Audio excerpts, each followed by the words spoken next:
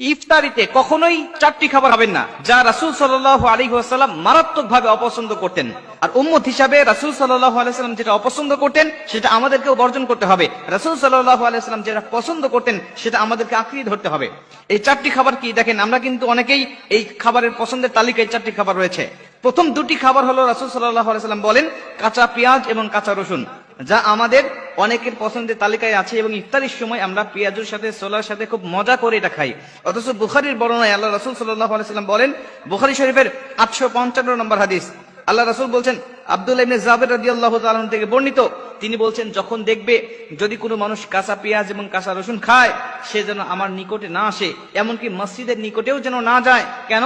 কাঁচা রসুন আর কাঁচা পেঁয়াজ খাওয়ার কারণে তার মুখ থেকে এক প্রকার দুর্গন্ধ বের হয়, যা ফেরেশতাদেরকে মারাত্মক কষ্ট দেয়, অন্য মুসলিম অন্য মুমিনদেরকে মারাত্মক কষ্ট দেয়। এজন্য কাঁচা পেঁয়াজ খেয়ে যেন সে মসজিদের দিকে না আসে। এখন বলতে পারেন যে হুজুর, তাহলে কাঁচা পেঁয়াজ খাওয়া কি নাজায়েজ? এটা কি গুনাহের কাজ? কাঁচা পেঁয়াজ খাওয়া নাজায়েজ নয়। আল্লাহ রাসূল সাল্লাল্লাহু আলাইহি ওয়াসাল্লাম আমাদেরকে দুর্গন্ধ জিনিস থেকে বেঁচে থাকার জন্য আমাদেরকে বলে দিয়েছেন। আপনার যদি একান্তই যদি অভ্যাস হয়ে যায় যা কাঁচা পেঁয়াজ না খাইলে আপনার ভালো লাগে না, আপনি এই সময় খাবেন না। কারণ ইফতার করার পরেই আপনাকে নামাজে দাঁড়াতে হবে। ইফতারি করার পরে আপনি নামাজ পড়বেন, মাগরিবের নামাজ আদায় করবেন, যা আপনার নামাজের সময় অবশ্যই রহমতের ফেরেশতা আপনার কাছে থাকবে।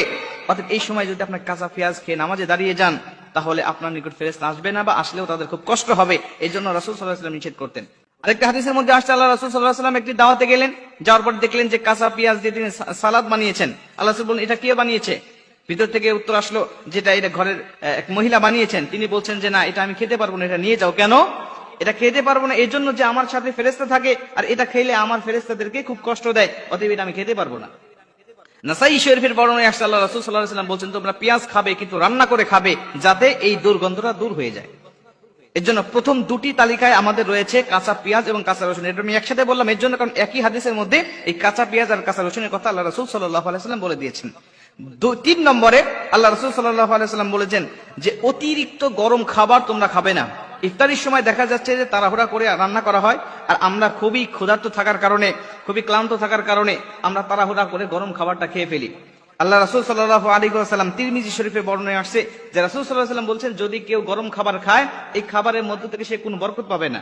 আল্লাহ রাসূল বলছেন, গরম খাবারের মধ্যে কোনো বরকত রাখেন নাই আল্লাহ। এবং তিরমিজি শরীফের বর্ণনায় আসছে, আরেকটা বর্ণনায় আসছে রাসূল সাল্লাল্লাহু আলাইহি ওয়াসাল্লাম বলেন যে ধোঁয়াযুক্ত কোন খাবার আমি আল্লাহ রাসূল খাই নাই, আমি এটা অপছন্দ করতাম। 4 নম্বরে আল্লাহ রাসূল সাল্লাল্লাহু আলাইহি ওয়াসাল্লাম কোন দুর্গন্ধযুক্ত পচা এবং বাসি খাবার তিনি খাইতেন না।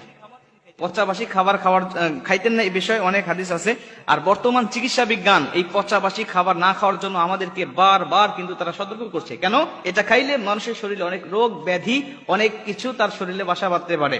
এর জন্য পচা বাসি খাবার আল্লাহ রাসূল অপছন্দ করতেন। আল্লাহ রাসূল যেগুলোকে পছন্দ করতেন, বিজ্ঞান সেগুলো গবেষণা করে অনেক উপকার পাচ্ছে, আর যেগুলোকে অপছন্দ করতেন, বিজ্ঞান সেগুলো গবেষণা করে এখান থেকে অনেক ক্ষতিকারক বিষয়গুলো পাচ্ছে।